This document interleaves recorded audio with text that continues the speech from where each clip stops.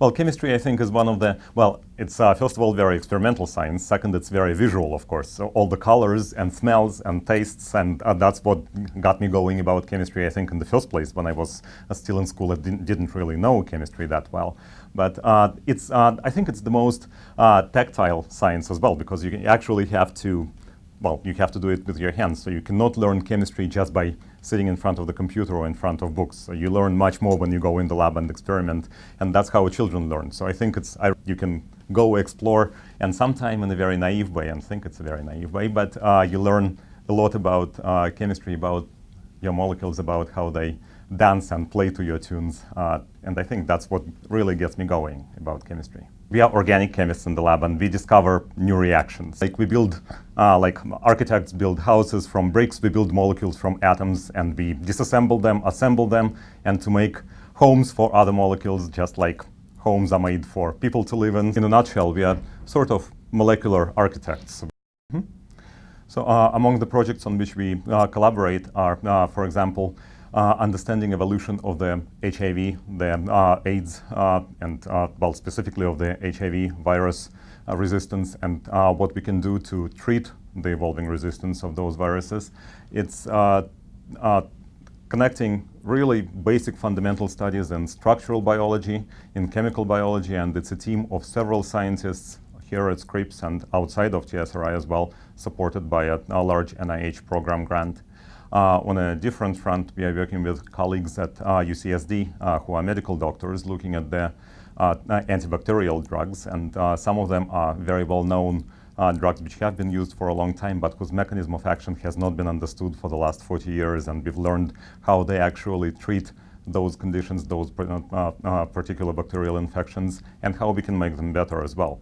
Another collaboration also with UCSD colleagues, looking at the molecules which may potentially be helpful in smoking cessation, be also useful in controlling pain, and a very broad range of diseases. I was applying only for one single postdoc. It was postdoc with Barry Sharpless, and so when at Scripps, and that's how I ended up coming to Scripps.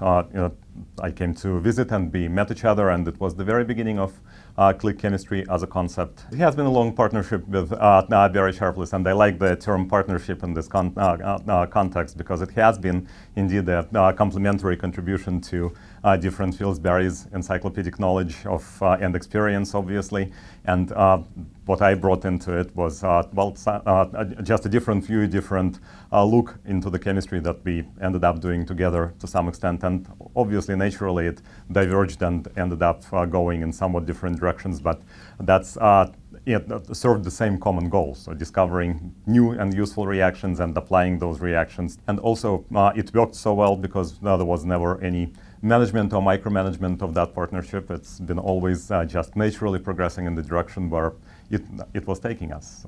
So I always pursued what I liked, and it worked out reasonably well.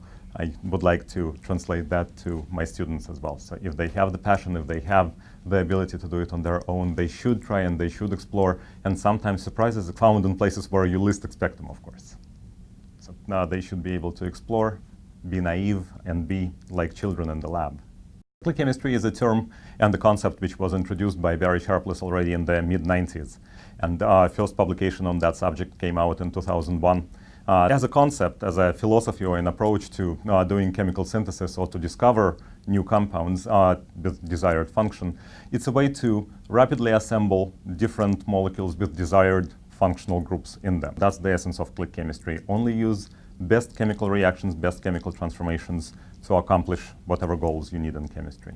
Scripps is a unique place, absolutely unique place. We have a very strong program in chemistry, obviously, but it's very naturally, very organically, harmoniously fits with the programs in immunology, in biology at large, and medical science. And I think that's what makes those disciplinary borders virtually disappear at Scripps. It's also a very lateral structure without any top-down control, and I think that's the well, the art and the vision of the founders of the Institute to create a place which would be driven by scientists, for the scientists, and ultimately for the, well, for the discovery of new medicines and new ways to treat human disease.